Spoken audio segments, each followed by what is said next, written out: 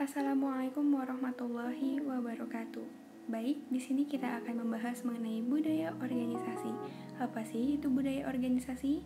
Budaya berasal dari bahasa Sanskerta budaya yang berarti suatu hal-hal yang berkaitan dengan budi dan akal manusia. Sedangkan organisasi berasal dari bahasa Yunani organon yang berarti suatu kelompok orang-orang yang bekerja sama untuk mencapai tujuan bersama. Dan budaya organisasi menurut Robbins adalah suatu sistem dengan makna bersama yang dianut oleh anggota-anggota yang membedakan organisasi satu dengan organisasi lainnya. Di sini ada 4 orientasi budaya organisasi, ada budaya kekuasaan, peran, pendukung, dan prestasi. Lanjut, di sini ada 10 karakteristik budaya organisasi. Yang pertama, adanya inisiatif individual, yaitu tingkat tanggung jawab, kebebasan, dan independensi yang dipunyai oleh setiap individu. Yang kedua, ada toleransi terhadap tindakan beresiko, sejauh mana para pegawai dianjurkan untuk bertindak agresif, inovatif, dan mengambil risiko. Yang ketiga, ada arah, yaitu sejauh mana organisasi tersebut menciptakan dengan jelas sasaran dan harapan mengenai prestasi. Yang keempat, adanya integrasi, yaitu tingkat sejauh mana unit-unit dalam organisasi didorongkan untuk bekerja dengan cara terkoordinasi. Yang kelima, adanya dukungan dari manajemen, tingkat sejauh mana para manajer memberi komunikasi yang jelas, bantuan, serta dukungan terhadap bawahan mereka. Yang keenam, ada kontrol, yaitu jumlah peraturan dan pengawasan langsung yang digunakan untuk mengawasi dan mengendalikan perilaku pegawai. Yang ketujuh, adanya identitas, yaitu tingkat sejauh mana para anggota mengidentifikasi dirinya secara keseluruhan. Yang kedelapan, adanya sistem imbalan, yaitu tingkat sejauh mana alokasi imbalan, misalnya kenaikan gaji atau promosi.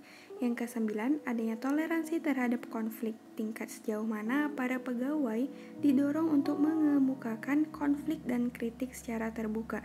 Dan yang terakhir, adanya pola-pola komunikasi, yaitu tingkat sejauh mana komunikasi organisasi dibatasi oleh hierarki kewenangan yang formal.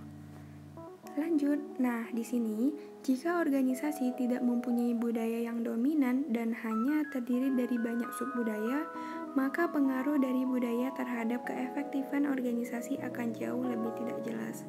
Mengapa? Karena tidak akan ada terdapat konsistensi di dalam persepsi atau perilaku. Maka dari itu, sangat dipentingkan konsistensi di dalam budaya organisasi. Lanjut, gimana sih sebuah budaya itu berawal? Yang pastinya karena ada para pendirinya. Ya, para pendiri organisasi secara tradisional mempunyai dampak yang penting dalam pembentukan budaya awal organisasi. Mereka mempunyai visi atau misi tentang bagaimana membentuk organisasi tersebut seharusnya. Oke, di sini ada bagaimana pegawai mempelajari budaya. Yang pertama, adanya ciri tera, yaitu adanya kisah tentang para pendiri organisasi dan keputusan-keputusan penting yang memberi dampak terhadap jalannya organisasi di masa depan, serta mengenai manajemen puncak pada saat ini. Yang kedua, adanya ritual, yaitu seperti kegiatan rutinitas yang dilakukan oleh suatu kelompok, baik seminggu sekali, sebulan sekali, maupun setahun sekali. Gunanya apa? Gunanya untuk mempererat hubungan antar sesama.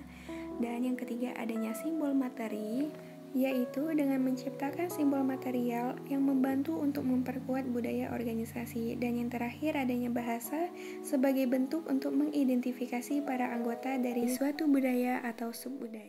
Lanjut, bagaimana cara mempertahankan budaya? Yang pertama, adanya seleksi, yaitu untuk menemukan dan memperkerjakan individu yang mempunyai pengetahuan, kepandaian, dan kemampuan untuk berprestasi dalam pekerjaan-pekerjaan di organisasi dengan berhasil. Yang kedua, adanya manajemen puncak yang berguna untuk memperhatikan perilaku manajemen. Dan yang terakhir, adanya sosialisasi.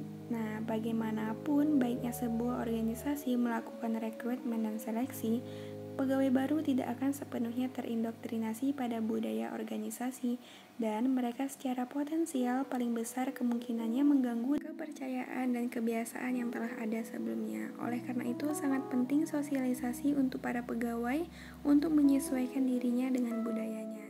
Baik, dari beberapa materi yang sudah kita bahas tadi dapat disimpulkan bahwa sumber budaya organisasi adalah para pendirinya sendiri dan visi misi bersama dan menanggung risiko bersama untuk menciptakan budaya organisasi yang khas dan sebagai pembeda organisasi satu dengan organisasi lainnya. Sekian dari saya, mohon maaf apabila banyak kesalahan, saya tutup. Wassalamualaikum warahmatullahi wabarakatuh.